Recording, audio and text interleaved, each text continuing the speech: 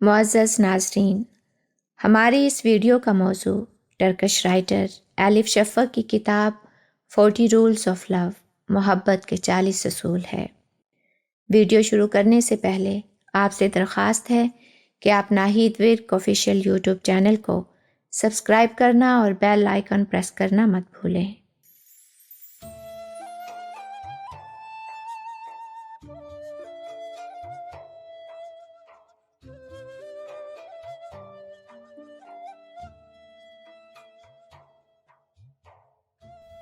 آج ہم محبت کے 40 اصول میں سے اصول نمبر 2 بیان کریں گے، جس کا عنوان ہے دل اور دماغ۔ سچائی کا راستہ دل کا راستہ ہے، دماغ کا نہیں۔ عقل کی سننے کی بجائے دل کو اپنا مرشد اولین بناؤ۔ دل کی رہنمائی سے اپنے نفس پر قابو پاؤ اور مشکلات کا مقابلہ کرو۔ دل کا راستہ ہمیں خود سے ملواتا ہے اور اصل میں ہماری روح پر ہی خدا کی معرفت کا نزول ہوتا ہے۔ اس اصول کو سمجھنے کے لیے ہم علامہ اقبال کے 2 شعر سنتے ہیں۔ آپ کہتے ہیں، بے خطر کود پڑا آتش نمرود میں عشق، عقل ہے محو تماشائے لبے بام ابھی۔ اور دوسرا شعر، عقل عیار ہے 100 بھیس بدل لیتی ہے، عشق بیچارہ نہ زاہد ہے نہ ملا نہ حکیم۔ اس اصول اور اقبال کے ان اشعار کا مفہوم لگ بھگ ایک ہی ہے۔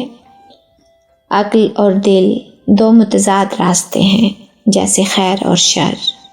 خیر دل کا راستہ ہے اور شر دماغ کا۔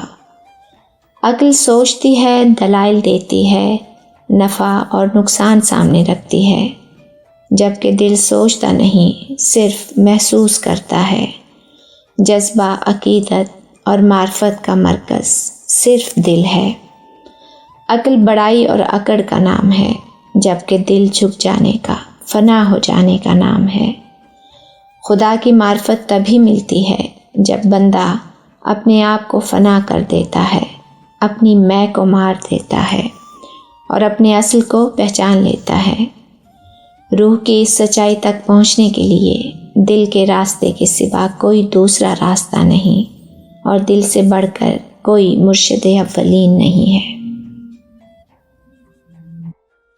محبت کے 40 اصول میں سے اصول نمبر 3، جس کا عنوان ہے باطن کا راز۔ قرآن کا ہر قاری اپنی فہم اور ادراک کی گہرائی کے مطابق قرآن کو سمجھتا ہے۔ قرآن کو سمجھنے کے 4 درجات ہیں۔ پہلا درجہ ظاہری معنی کا ہے اور زیادہ تر لوگ اسی پر اکتفا کرتے ہیں۔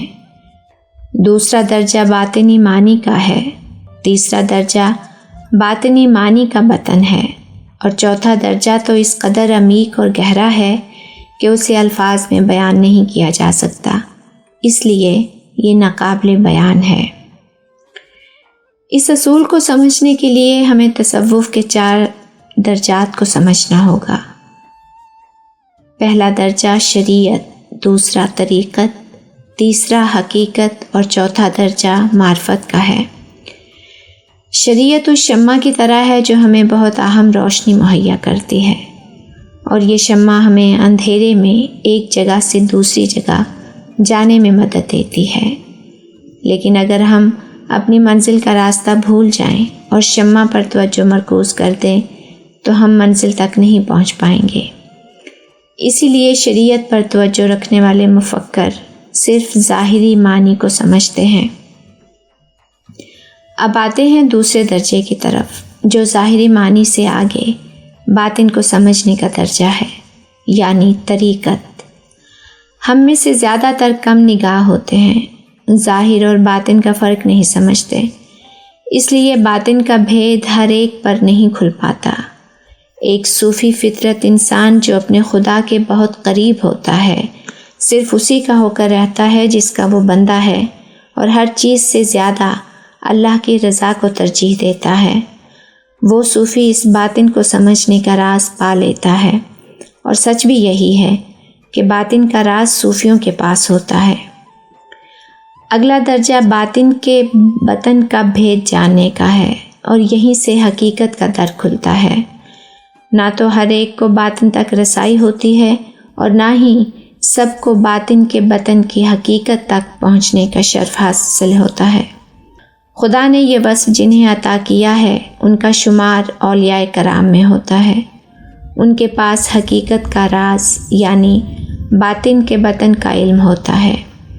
اب رہا چوتھے درجے یعنی معرفت کا راز، تو اس کا علم صرف پیغمبروں اور اللہ کے قریب ترین ہستیوں میں پایا جاتا ہے۔ جنہیں معرفت الہی نصیب ہوتی ہے انہی پر اس درجے کا بھید اور علم کھلتا ہے۔ ان کے علاوہ ہر ایک کے نزدیک یہ ناقابل بیان اور ناقابل اظہار ہے۔